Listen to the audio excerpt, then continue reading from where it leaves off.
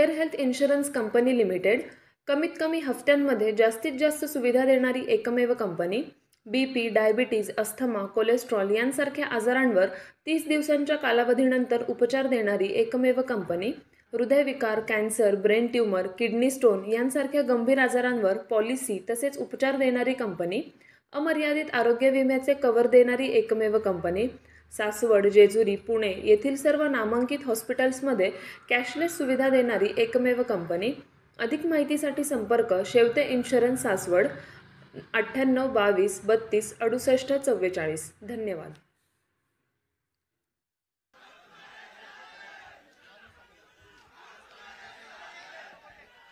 पारनेरकरांनो, मी आधीच तुम्हाला सगळ्यांना सांगतो, माझी आता त्र्यंबकेश्वर इगतपुरीला सभा होती, परंतु तिथे एवढा सभा झाल्यावर पाऊस आणि ढगाळ सगळ्यांनी बसून घ्या, माझं ढगाळ वातावरण होतं. मला हेलिकॉप्टर पण इकडे आणता येत नव्हतं, परंतु त्याच्यामध्ये आम्ही विनंती केली पायलटला. पायलट म्हणला की दादा मी कसा बसा नेतो. त्यांनी आणलं, परंतु त्यांनी सांगितलं की तुम्हाला परत 4:30 वाजता निघावं लागेल, तर तुम्ही मुंबईला पोहोचाल, कारण तिकडे पुन्हा ढगाळ वातावरण आहे. मधल्या काळामध्ये आपलंच एक हेलिकॉप्टर पुण्यावरून रायगडला जाताना टेक ऑफ करून ढगाळ वातावरणामध्ये दुर्घटना घडली आणि त्याच्यामध्ये 3 जण मृत्युमुखी पडले. आज खरं तर मी तुमच्या परिसरामध्ये येण्याचं कारण म्हणजे मधल्या काळात आपल्याला सगळ्यांना माहिती आहे की आपल्या महाराष्ट्रामध्ये विधानसभेच्या निवडणुका जाहीर झालेल्या आहेत आणि त्याच्यामध्ये महायुती वर्सेस महाविकास आघाडी, अजून तिसरी आघाडी झालेली आहे. मनसे स्वतंत्र लढतीये, अनेक जण लढतात, कारण घटनेचे शिल्पकार डॉक्टर बाबासाहेब आंबेडकरांनी संविधानाच्या माध्यमातून प्रत्येकाला लढण्याचा अधिकार दिलेला आहे. हे सगळं होत असताना आपल्या महाराष्ट्रात चांद्यापासून बांद्यापर्यंत आम्ही 288 उमेदवार उभे करणार आहोत महायुती म्हणून. त्याच्यामध्ये काही घड्याळाचं चिन्ह घेऊन उभे राहतील, काही त्या ठिकाणी धनुष्यबाणाचं चिन्ह घेऊन उभे राहतील, काही कमळाचं चिन्ह घेऊन उभे राहतील. समोरचे त्यांच्या परीनं त्यांचं काम करतील. पारनेर हा माझा नगर जिल्ह्यातला एक दुष्काळी तालुका. पाठीमागच्या काळामध्ये या भागाचं प्रतिनिधित्व मला जसं राजकारण कळतंय तसं सुरुवातीला त्यामध्ये वसंतराव झावरेंनी केलं. वसंतराव झावरेंच्या नंतर विजय औटींनी त्या ठिकाणी केलं. त्याच्यानंतर निलेश लंकेंनी त्या ठिकाणी केलं. कुणी प्रतिनिधित्व करावं हा जनता जनार्दनांचा अधिकार आहे, कारण तुम्ही मतदार आहेत. कुणाला निवडून द्यायचं, कुणाला बाजूला करायचं हा सर्व तुमचा अधिकार आहे. मधल्या काळामध्ये एक गोष्ट घडली की माझ्या मुंबईला मी ज्या ठिकाणी मीटिंग घेतो, जरा आवाज बंद करा. ज्यांचा आवाज येईल त्याला तिकीट अजिबात देणार नाही. मग बघा काय करायचं ते, गप्पा बसायचं. मी अजित पवार बोलतोय, दुसरा कोणी बोलत नाहीये. त्याच्यावर मलाही तुमचा उत्साह कळतोय. मी त्याच्याबद्दल तुमचे आभार मानतो, धन्यवाद देतो, तुमचा आदर करतो, कारण तुमच्या उत्साहाच्या जोरावरच निवडणुका होत असतात. कार्यकर्ता हा पक्षाचा कणा असतो ह्याची जाणीव आहे, परंतु शिस्त पाळायला पण आपण काही शिकलं पाहिजे. आजच्या या कार्यक्रमाला उपस्थित असणारे ज्यांना आत्ताच इकडच्या भागाची जबाबदारी दिलेली आहे, अर्ध्या जिल्ह्याचे 2, आपला नगर दक्षिण आणि नगर उत्तर मोठा जिल्हा असल्यामुळं तिकडे मी कपिल पवारांच्यावर जबाबदारी दिलेली आहे.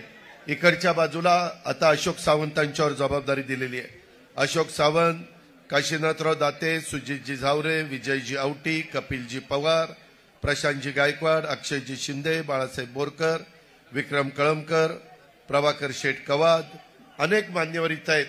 आणि आज जे जे प्रवेश करणार आहेत ते सगळे प्रवेश करणारे माझे सहकारी, सर्व माधवराव लामटे, त्याच्यामध्ये सर्व माझे पारनेरच्या वेगवेगळ्या भागातून आलेले सगळे हितचिंतक, सगळे कार्यकर्ते, माझे वडीलधारी, माझ्या काही मायमाऊली पण इथं उपस्थित, भगिनी वर्ग, जरा भगिनी वर्गाला बसायला जागा द्या, किंवा माझी पोलीस हे इथलं जरा सोडा आणि इथं महिलांना बसवा.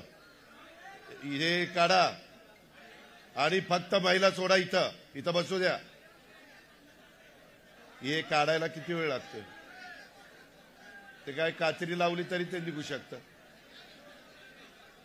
डिकले, हे डिकले, सिक्युरिटी कोण माझी, त्यांनी जावं आणि महिलांना इथं बसू द्या. मित्रांनो, एकंदरीतच भारतातलं एक प्रसिद्ध देवस्थान असणाऱ्या शिर्डीच्या साईबाबाच्या चरणी सुरुवातीलाच मी नतमस्तक होतो. संगमेश्वर, त्र्यंबकेश्वर म्हणून ओळख असणाऱ्या माझ्या पारनेरमधील शिवमंदिराला देखील मी वंदन करतो. राज्य कारभाराचा प्रशासकीय गुणवैशिष्ट्याचा आदर्श निर्माण करणाऱ्या आपल्या चौंडीच्या जामखेड तालुक्यातल्या पुण्यश्लोक अहिल्यादेवी होळकर यांच्या कार्याचं देखील मी स्मरण करतो. त्यांना पण मी अभिवादन करतो. आज आपण सगळेजण इथं जमलोय त्याचं कारण लवकरच उमेदवारी अर्ज भरायला सुरुवात होणार आहे. 22-23 तारखेपासून महाराष्ट्रामध्ये निवडणुकीचा कार्यक्रम जाहीर झाला आहे. 20 नोव्हेंबरला दिवाळीच्या नंतर मतदान आहे. 23 तारखेला मतमोजणी आहे नोव्हेंबरला आणि साधारण 26-27 तारखेपर्यंत नवीन मंत्रिमंडळ अस्तित्वात आलं पाहिजे, हा नियम आहे. आता इकडे येण्यामागचं कारण थोडीशी धावपळ झाली. मधी माझ्याकडं स्वतः अशोक सावंत, काशीनाथराव दाते, सुजित झावरे, विजया उटी, त्याच्यामध्ये आमचे माधवराव लामखेडे असे बरेच जण आलेले होते. शिवाजीराव पण आलेले होते आणि यांनी एक इच्छा प्रदर्शित केली की दादा आम्हाला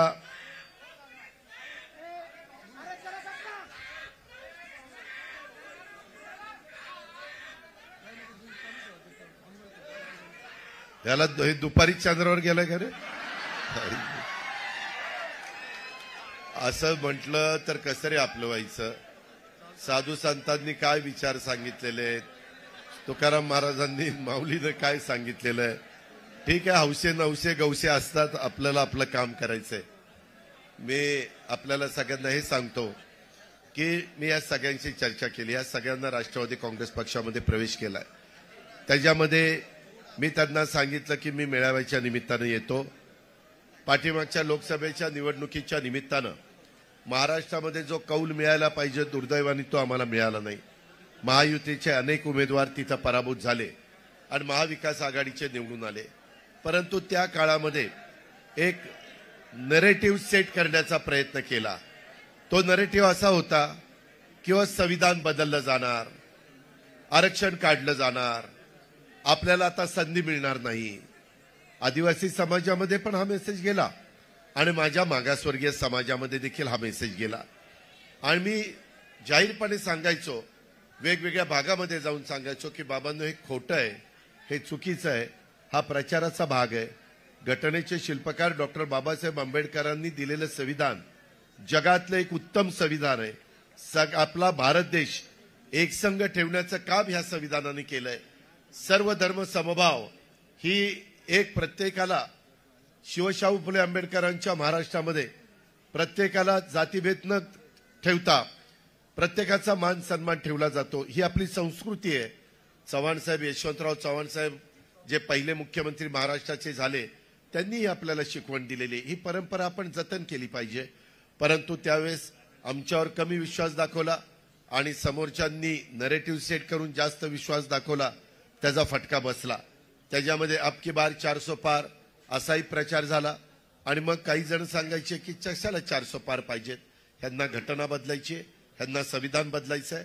तुम्ही बघा आता महाराष्ट्रामध्ये बहुतेक सगळ्या तालुक्यामध्ये संविधान भवन हा उभा करण्याचा निर्णय झालेला आहे. पंतप्रधानांनी तिसऱ्यांदा देशाचे पंतप्रधान म्हणून ज्यावेळेस शपथ घेतली त्यावेळेस त्याच्यामध्ये हे आता तुम्ही दाखवलं ना, ए बाळा मी बघितलं काय होतं, मागच्या लोकांना दिसत नाही. माझी विनंती आहे की ते तुमचं लक्षात आलंय, तुम्ही कुणाचे समर्थक आहात ते सगळं मला लक्षात आलंय. त्या पद्धतीने मला तुमच्याबद्दल आदर आहे, काळजी करू नका. पण मागच्या लोकांना पण दिसू द्या अशी माझी विनंती आहे. मला इथं मीडियावाले पण आहेत, तुम्ही कॅमेरा सेट केला असता खाली बसा ना.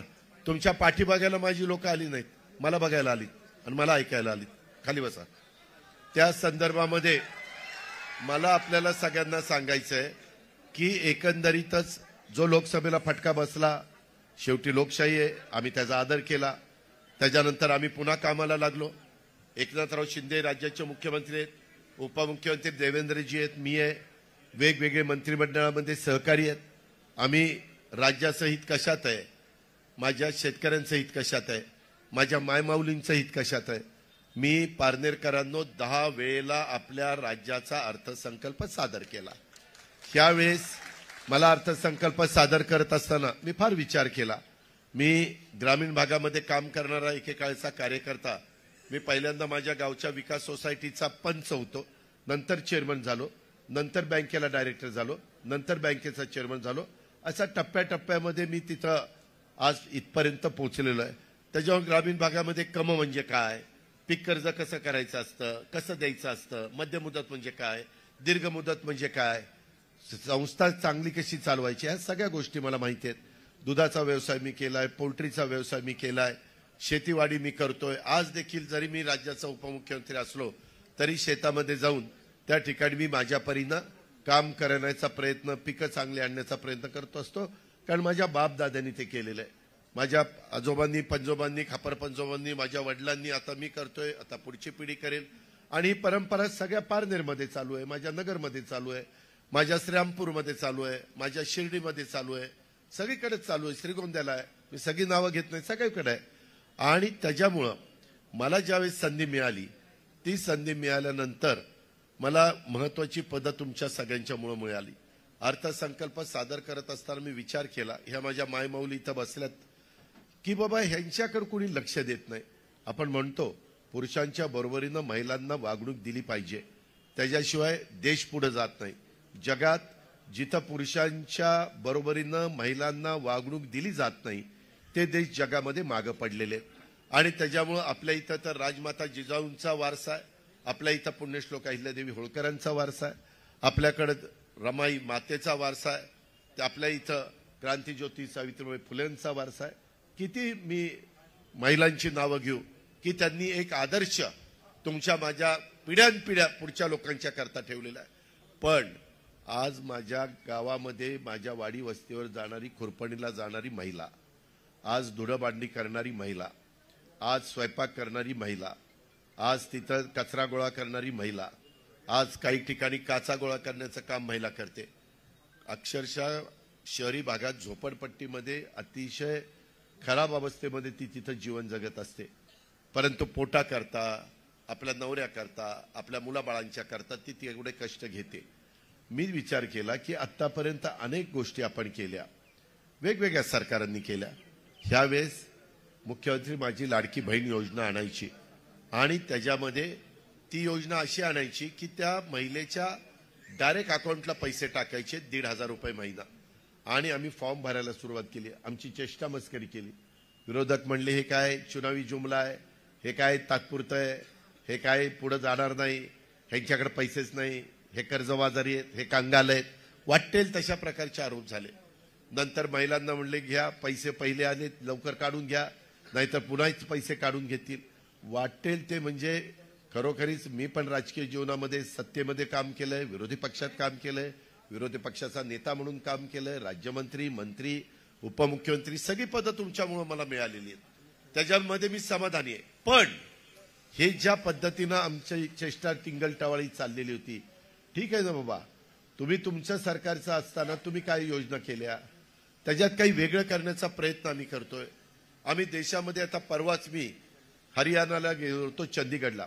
देशाच्या पंतप्रधानांनी एनडीएचे जेवढे मुख्यमंत्री आहेत, जेवढे उपमुख्यमंत्री आहेत, त्यांची कॉन्फरन्स बोलवली होती. शपथविधी झाला. हरियाणाचे मुख्यमंत्री ओबीसी समाजाचे सैनी म्हणून झालेले. आणि 3:30ला आमची कॉन्फरन्स सुरू झाली, 8:30 पर्यंत चालली. त्याच्यात राज्यामध्ये काय केलं पाहिजे, महिलांच्या करता काय करावं, युवा युवतींच्या करता काय करावं, बेरोजगारी कमी करण्याकरता काय करावं, परदेशी गुंतवणूक तुमच्या राज्यामध्ये येण्याच्या करता कसं वातावरण तुम्ही तयार केलं पाहिजे. आज पारनेर तालुका माझा दुष्काळी तालुका, परंतु सुप्याला एमआयडीसी आल्यानंतर पारनेरचं चित्र बदलायला लागलं.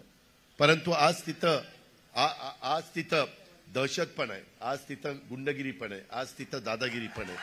त्या संदर्भात आता महाराष्ट्रात मी सगळीकडे फिरतोय. माझ्या पिंपरी चिंचवडला इंडस्ट्री आली, तिथं असं काही आम्ही होऊन देत नाही. नव्या मुंबईत आता बाळासाहेब इथं आहेत, त्यांना विचारा, तिथं इंडस्ट्री आहे.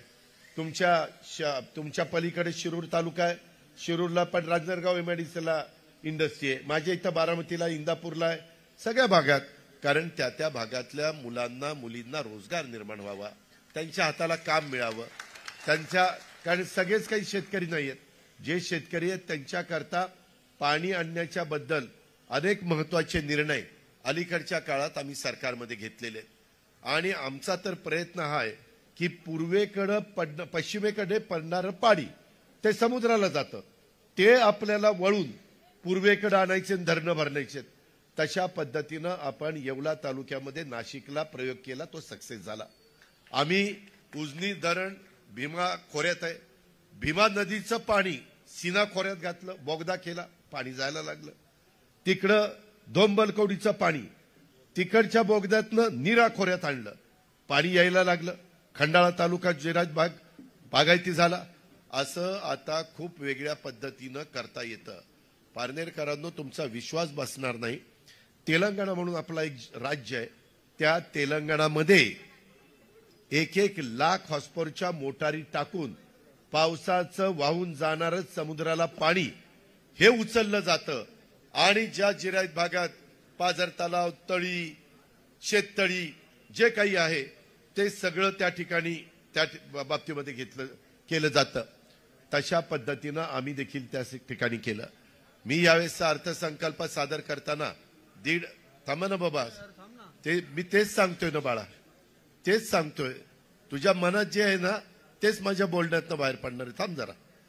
त्या संदर्भामध्ये कुठल्याही परिस्थितीत आपल्याला, अरे कोण म्हणतं आमच्या बापाचं, तुझ्याच हक्काचं आहे ना.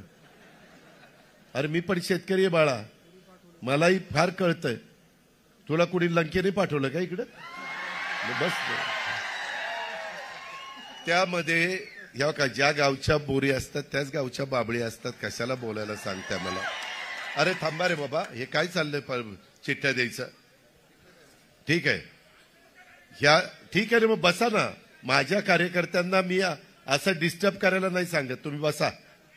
त्या संदर्भामध्ये मला आपल्याला एवढंच सांगायचंय की एकंदरीत आम्ही यंदा अर्थसंकल्प सादर करत असताना महिलांना 1,500 रुपये दिले. पहिले 3,000 रुपये दिले जुलै ऑगस्टचे. त्यावेळेस ते म्हणले की आता एवढेच पैसे. ही आम्ही रक्षाबंधनाची, आता पण येताना माझ्या महिलांनी मला राखी बांधली. हजारो राख्या यंदा मी मुख्यमंत्र्यांनी, उपमुख्यमंत्र्यांनी महाराष्ट्रामध्ये माझ्या बहिणींच्याकडनं, माझ्या मायमाऊलींच्याकडनं बांधून घेतल्या. कुणाला एवढं नशीब मिळतं, कुणाला एवढं महिलांचं प्रेम मिळतं. आज तशा पद्धतीनं आज महिलांनी आम्हाला दाखवून दिलेलं आहे. आणि त्याच्यामुळं 2 महिन्याचे पैसे दिल्यावर सप्टेंबरचे पैसे सोडले. आम्हाला साधारण अंदाज आलेला होता आचारसंहिता लागेल म्हणून ऑक्टोबर नोव्हेंबरचे पैसे पहिली ओवाळणी दिली, ती रक्षाबंधनाची दिली. त्याच्यानंतर आता भाऊबीज येणारे, दसरा झालाय, दिवाळी 1, 2, 3 अशा काहीतरी तारखांना आहे, त्यावेळेस भाऊबीज आहे. माझ्या बहिणींना, महाराष्ट्रातल्या माय माऊलींना 3,000 रुपये पाठवले, ती भाऊबीज म्हणून आम्ही ओवाळणी पाठवली. हे लोक काय म्हणतात, ते पैसे काढून घेतील. म्हणणाऱ्याला थोडी नाही, जनाची नाही, मनाची असायला पाहिजे. आपण आपल्या लाडक्या बहिणीला ओवाळणी टाकल्यानंतर ती परत घेतो, ही आपली परंपरा आहे. अरे उलट आपण त्या बहिणीला आधार देतो, तिच्या सुखदुःखात सहभागी होतो, तिच्या अडचणी सोडवण्याचं काम करतो. मी ह्या बहिणींनी राखी बांधली, या राखीच्या साक्षीनं मी सांगतो बहिणींना की तुमचा हा भाऊ तुम्हाला अंतर पडू देणार नाही, हा माझा तुम्हाला शब्द आहे. मी ह्या गोष्टी केल्या. मी एक मुलगी जन्माला आल्यानंतर तिला 18 वर्षाची होईपर्यंत 1,01,000 रुपयेपर्यंत रक्कम मी टप्प्याटप्प्यामध्ये देतो. यांनी प्रचार सुरू केला. आम्ही त्याच्या संदर्भामध्ये 3 गॅस सिलेंडर महिलांना वर्षाला द्यायचा निर्णय घेतला. त्याच्याबद्दलची अंमलबजावणी आम्ही सुरू केली. का तर गरिबांना आम्ही देतोय, त्याच्यात जातपात धर्म बघितला नाही. मागासवर्गीय असो, आदिवासी असो, अल्पसंख्याक असो, ओबीसी असो, बहुजन समाज असो, भटका समाज असो, कुठलाही समाज असू द्या, गरीब माझी माई माऊली असेल तिला 1,500 रुपये त्या ठिकाणी जाणार. ह्या पद्धतीने आम्ही सुरुवात केली. पैसे त्या ठिकाणी यायला लागले. मी बजेटमध्ये तरतूद केली. पहिली 10,000 कोटी केली, नंतर 35,000 कोटी रुपये केली. महिला बाल विकासची खात्याची मंत्री आमची आदिती तटकरे, तिला त्याच्यामध्ये लक्ष द्यायला सांगितलं. कुठेही अडचण येऊन देत नाही. बऱ्याच महिला म्हणतात दादा पैसे आम्हाला मिळाले, दादा आमच्या अकाउंटला पैसे आले. मी त्यांना म्हणतो ते तुमच्या करतायत, तुम्ही तुमच्या करता खर्च करा. इतके दिवस तुम्ही तुमच्या पोटाला चिमटा काढला आणि नवऱ्या करता मुलाबाळांच्या करता केलं. अहो पण तुम्हालाही काहीतरी आहे ना, मन आहे, तुमची पण काही आवड आहे, तुम्हालाही पारनेरच्या बाजारात आल्यानंतर काहीतरी घ्यावंसं वाटतं, तुमचा हक्क आहे. परंतु तिकडे कुणी बघितलं नाही. आज आम्ही लोकांनी बघितलं, महायुतीनं बघितलं आणि ह्या पद्धतीनं तुम्हाला दिलं. मग म्हणले बघा ह्यांच्या लाडक्या बहिणीचे पुरुषांकडे लक्षच नाही. माझ्या बांधवांनो, माझ्या खूप दिवस मनात होतं, मी ऊर्जा खातं सांभाळलं. मी देवेंद्रजींशी बोललो, देवेंद्रजी आपण 3, 5, 7.5 हॉर्सपॉवरच्या मोटार चालवणाऱ्या इलेक्ट्रिक पंप चालवणाऱ्या शेतकऱ्यांना त्यांचे कनेक्शन तोडतात. मग कधीतरी आमच्या शेतकऱ्यांना नाईलाज असतं, मनात नसतं, पण आकडा टाकावा लागतो, कारण पाणी असतं विहिरीत आणि पिकाला तर पाणी देता येत नाही. आणि त्या पद्धतीनं आम्ही ती वीज माफी केली. आता पारनेरकरांनो शून्याचं बिल आलं की नाही तुम्हाला? प्रत्येकाला आलं. आम्ही बोलतो तसं वागतो. महाराष्ट्राला माहिती गेले 35 वर्ष अजित पवार थोडासा कडक असेल, परंतु शब्दाचा पक्का आहे. मी आज तुम्हाला सगळ्यांना सांगतो, ही वीज माफी आहे, ही तात्पुरती नाही. 44 लाख शेतकरी, 44 लाख, त्या 44 लाख शेतकऱ्यांना आम्ही त्याच्यामध्ये 3, 5, 7.5ची वीज माफी केली. आता पारनेरकरांनो टप्प्याटप्प्यानी आम्ही तुम्हाला दिवसा वीज देणार आहे. तुम्ही म्हणाला मग ह्याच्या आधी का नाही दिली? ह्याच्या आधी न देण्याचं कारण का? आता तुम्हाला मी दाखवतो. मोहन येवले हे आपले तनपुरेवाडीचे राहुरी तालुक्यातले, ह्यांचं बिल, त्यांचं 10,256 रुपये बिल होतं 3 हॉर्सपॉवरचं. शासनाने भरलेली रक्कम 10,256, ग्राहकाने भरावायची रक्कम 0 बिल. कधी असं झालेलं नव्हतं. एकदा मला आठवतंय 2003ला सुशीलकुमार शिंदे असताना दिलं आणि 2004ला पुन्हा आम्ही सत्तेवर आलो. लोकांना आवडलं, लोकांनी आम्हाला निवडून दिलं आणि पुन्हा बिलं पाठवायला लागलं. मी म्हणलं असं कसं, लोकांना आपण सांगून मतं घेतली, राव खोटं कसं काय बोलायचं? नाही म्हणले आपल्याला परवडत नाही. मी अर्थमंत्री म्हणून सांगतो, दरवर्षी तुमच्या बिलाचे 15,000 कोटी रुपये राज्य सरकारच्या तिजोरीतनं महावितरणला भरण्याच्या करता आपली ऐपत आहे. अजित पवार तुमच्या समोर बोलतोय, 7 लाख कोटीचा अर्थसंकल्प मी दरवर्षी सादर करतो. गेल्या वर्षी 6.5, 50,000 वाढतो, पुढच्या वेळेस 7 लाख कोटी. 7 लाख कोटी बाकी 3 लाख कोटी पगाराला, पेन्शनला आणि घेतलेल्या कर्जाच्या व्याजाला जातात. 4 लाख कोटी आपल्याला विविध योजना करता, वेगवेगळ्या लाभार्थ्यांना लाभ देण्याकरता, माझ्या मागासवर्गीय आदिवासी मुलामुलींना शिक्षणाकरता, इतर पण वर्गातल्या गरिबांच्या करता आपल्याला मदत करता येते. रस्ते, लाईट, पाणी हे सगळं आपण त्याच्यातनं करतो. आता आम्ही काय केलं, 35,000 एकर जमीन बॅरन लँड, पूर्वी जशी माझ्या पारनेरची होती तशी कुसळ उगवायचं, तशा प्रकारची लँड त्यांना दिली आणि मोठ्या मोठ्या कंपन्यांना सांगितलं मला तिथं वीज द्या. पूर्वीची वीज आपल्याला तुमच्यापर्यंत पोहोचवायला 7 रुपये युनिटला खर्च मिळायचा. आता सोलर, सूर्यप्रकाश आला की तुमची वीज चालू, त्याचा खर्च 3 रुपये येतो, 4 रुपयाची बचत झाली. त्याच्यामुळं आता इथून पुढं पारनेरकरांनो 6 ते 8 महिन्यात आम्ही लोक, महायुती सरकार, तुम्हाला दिवस उजाडला तुमचा वीज पंप चालू, दिवस मावळला वीज पंप बंद करायचा, घरामध्ये जाऊन बायका पोरांच्या मध्ये रात्रीचं जेवण करून सुखामध्ये त्यांच्याबरोबर राहायचं.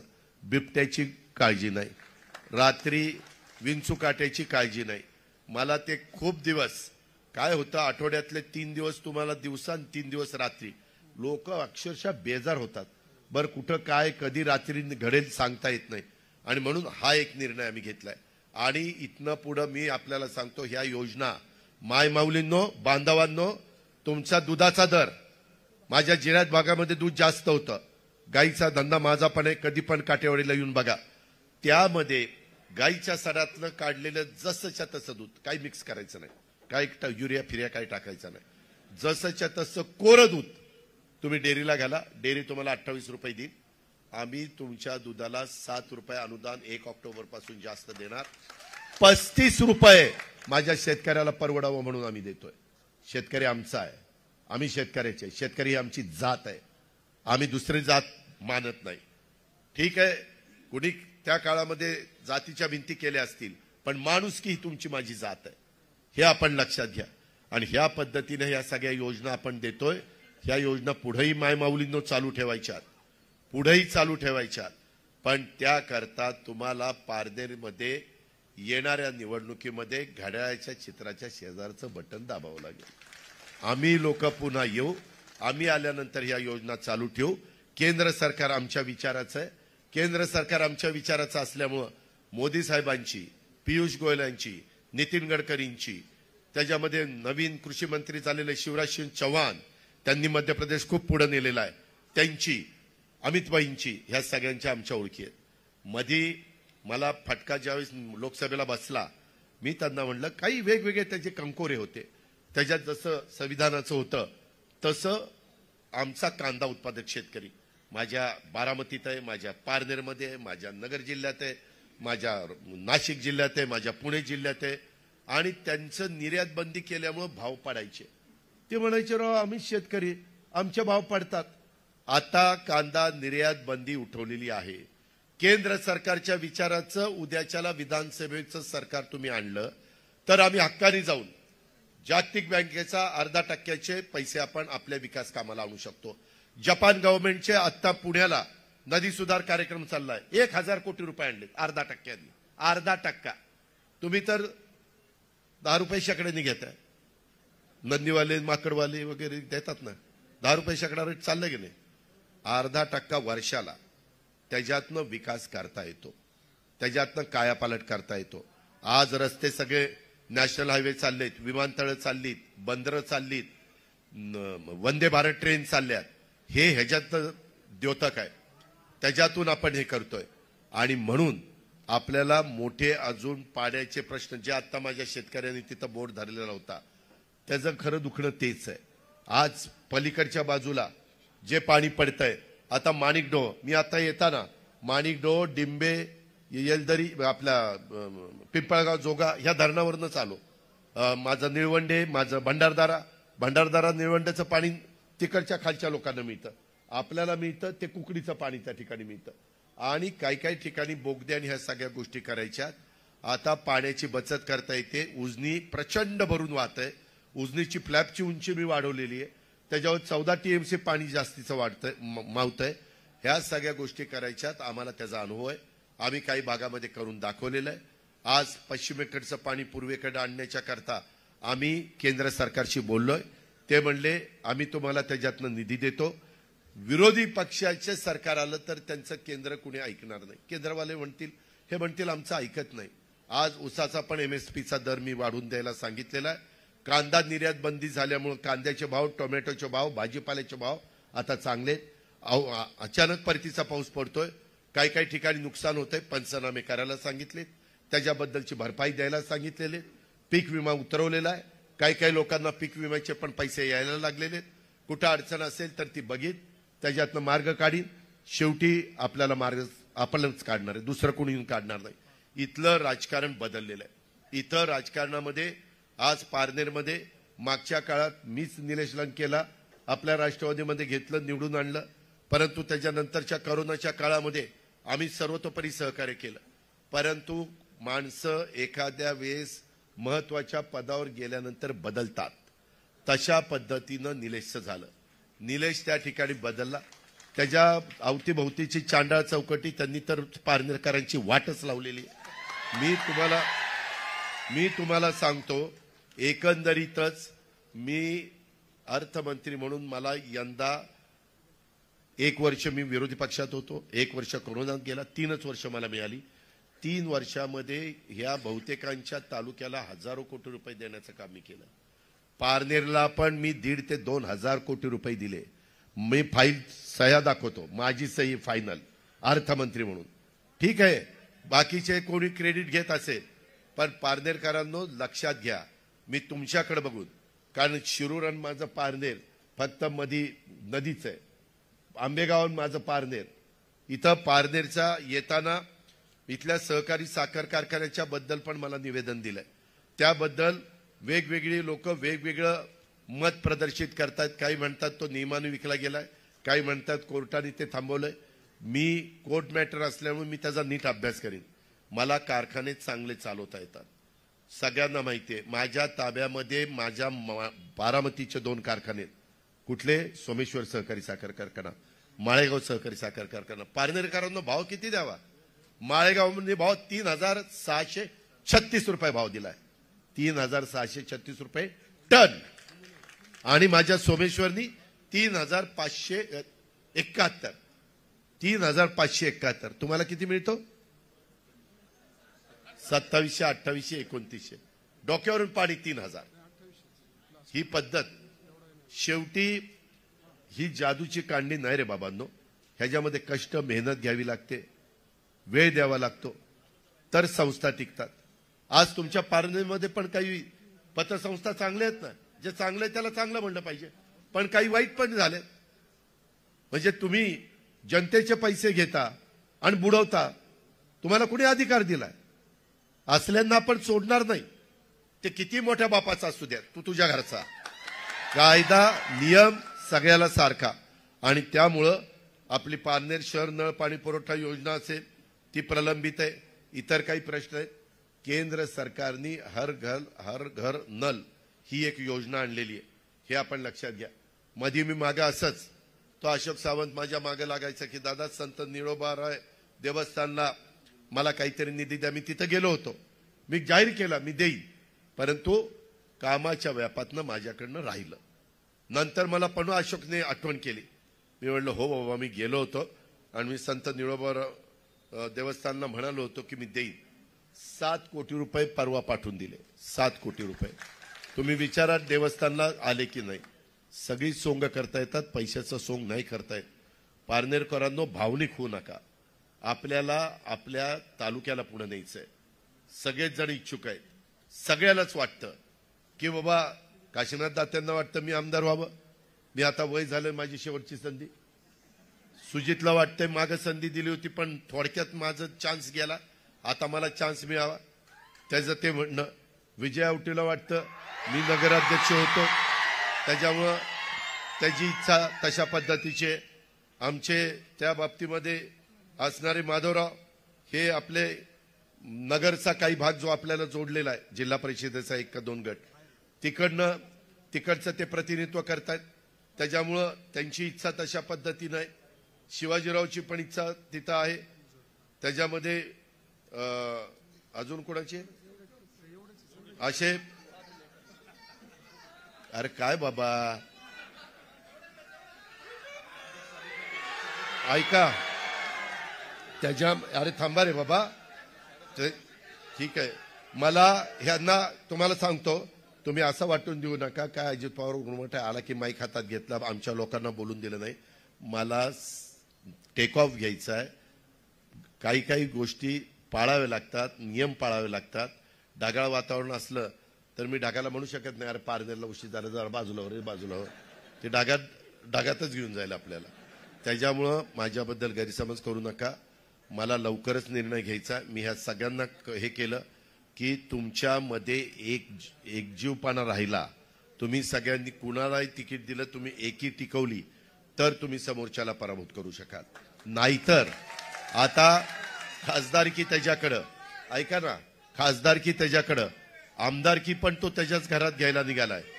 जर 1 मिनिट रे बाबांनो, अरे घोषणा देणं फार सोपं असतं, पुढं 5 वर्ष प्रपंच चालवायचं आहे बाबांनो. त्यामध्ये जर दोन्ही एकाच घरामध्ये गेलं तर तुम्हाला कुणी वाली नाही. मी सरळ सांगेल, मी पारनेरमध्ये येऊन तुम्हाला जागा करण्याचा प्रयत्न केला. लक्षात आणून द्यायची जबाबदारी माझी, समजावून सांगण्याची जबाबदारी माझी, पुढची कामं मार्गी लावण्याची जबाबदारी माझी. पण तुम्ही पण महायुतीचा उमेदवार जो दिला जाईल घड्याळाचं चिन्ह घेऊन, त्याला तुम्ही त्या ठिकाणी द्या. सगळ्यांनाच वाटतं आमदार व्हावं, जागा एकच आहे. तुम्ही जर तुमच्यामध्ये एक वाक्यता नाही ठेवली तर दुसऱ्याचं फावल ते लक्षात घ्या. आत्ताच कशा पद्धतीनं पारनेरचे अनेक लोक मला मुंबईत भेटतात, पुण्यात भेटतात, शिरूरमध्ये भेटतात, म्हणतात दादा काहीच आमचं खरं नाही, फार वेगळ्या पद्धतीचं चाललंय, दमदाटीचं चाललंय. काही उद्योगपती म्हणतात की आम्ही तिथं कारखाना लावलाय परंतु खडी ह्याच्याकडनंच घे. त्या वाळू ह्याच्याकडनंच घे, स्टील ह्याच्याकडनंच घे, सिमेंट ह्याच्याकडनं. अरे असं कसं? आम्ही पण कारखानदारी वाढवली ना, पण त्यांचं त्यांना घेऊन जा ना. गुंतवणूक त्यांनी कर्ज काढलं, आपण नाही काढलं. तो त्या ठिकाणी करेल ना जो गुंतवणूक करणार आहे तो. पारनेरकरांनो, तुम्ही जर चूक केली तर त्याची जबरदस्त किंमत 5 वर्ष तुम्हाला मोजावी लागेल. भावनिक बनवू नका. आमचा सगळ्यांना आदर आहे. आम्ही पवार साहेबांचाही आदर करतो. आम्ही काही वेगळे कुणी नाहीये. परंतु आता आम्ही काम करतोय ना, आम्ही राज्य चालवतो ना, आम्ही संस्था चांगल्या चालवतो. माझी पुणे जिल्हा मध्यवर्ती सहकारी बँक येऊन बघा, 0% व्याजाने पीक कर्ज देतो मी शेतकऱ्यांना. मी संस्था चांगल्या चालवतो, पण एकट्या माझ्या तालुक्यात चालून चालणार नाही. मला त्या नगर जिल्ह्यात पण चालवायच्यात, मला त्या चांद्यापासून बांद्यापर्यंत चालवायच्यात. नाहीतर मी नुसतंच सांगणार मी 3636 दिले आणि तुम्ही 2900 घेतले. 700 रुपये टनाला कमी. खर्च तेवढाच, बेण्याचा खर्च, लागणीचा खर्च, पहिलं डोस, दुसरा डोस, खांदणी बांधणी नळी, सगळं तेवढंच ना. कसा शेतकरी उपजायला येण्याचा? आज आमच्या भागामध्ये आर्थिक सुबत्ता आली. का आली? की त्यांच्या कष्टाला योग्य दाम मिळालं म्हणून आली. त्यांच्या दुधाला योग्य दर मिळाला, त्यांच्या पोल्ट्रीला योग्य दर मिळाला, त्यांच्या ऊसाला योग्य दर मिळाला, त्यांच्या फळबागांना, त्यांच्या भाजीपाल्याला योग्य दर मिळाला. प्रक्रिया करणारी कारखानदारी करता येतं, करण्याची हिंमत पाहिजे, करण्याचं धाडस पाहिजे. माझी तुम्हाला विनंती आहे की बऱ्याच गोष्टी मला त्या निमित्तानं सांगता येतील, पण माझी आपल्याला आग्रहाची विनंती आहे की आम्ही कानूर पठार भागाला लिफ्टचं 1 TMC वेगवेगळे पारनेर कारखाना, सुपा MIDC मध्ये, प्रगतीमध्ये, उद्योगधंदे वाढी आणि सुप्यामध्ये अजूनही कारखाने यायला तयार आहेत. वातावरण चांगलं ठेवा. ते म्हणतात की आम्हाला इकडे यायला, कारण आपला नवीन काल परवाच मला हे भेटले नितीन गडकरींनी संभाजीनगर ते पुणा नवीन मार्ग तयार केलेला आहे. तो झाला की आणखीन आपल्याकडे रहदारी वाढणार आहे, इकडचा लोड कमी होणार आहे. अशा पद्धतीनं पण मोबदला चांगला देणार आहे, चांगला जमिनीचा दर देणार आहे. त्याच्यामध्ये सह्याद्रीच्या घाटमाथ्यावरून पश्चिमेकडे जाणारं पाणी अडून कुकडी, मुळा, गोदावरी खोऱ्यात वळवण्याचा प्रश्न मी आत्ताच तुम्हाला ते सांगितलं. मुळा असे आपले काही काही वेगवेगळ्या प्रकारचे प्रश्न आहेत. ते प्रश्न मी तुम्हाला सोडून देईल. तुम्ही काळजी करू नका. तुम्ही मी फार काही लांब नाहीये. आपण एकमेकाच्या जवळच आहे, फक्त नदी जवळ आहे. पण जो निर्णय घेतला जाईल तुम्हाला आवडो किंवा न आवडो, सगळ्यांना आवडेल असं नाही. काही हितचिंतक नाराज होतील, पण सर्वसामान्य मतदार आणि माझ्या मायमाऊली, तुम्ही लक्षात ठेवा, ही निवडणूक तुमची आहे. तुमचे हे सगळे योजना पुढे चालवायच्यात. माझ्या वीज माफीची योजना चालवायची, माझ्या दुधाची योजना चालवायची, माझ्या शेतकऱ्यांचा कांद्याला दर मिळवून द्यायचा आहे, माझ्या शेतकऱ्यांना वेगवेगळ्या पिकांना दर मिळवून द्यायचा आहे. आणि ते केंद्राच्या हातात आहे आणि केंद्र आमच्या विचाराचं आहे. आम्ही तिथं जाऊन आणू भांडून.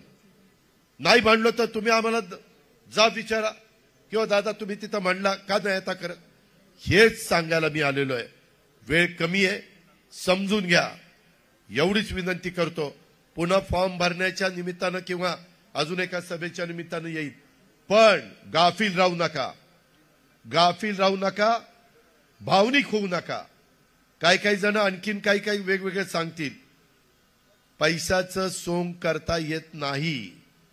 पैसा करत असताना त्याच्यामध्ये विचारपूर्वकच ते करावं लागतो.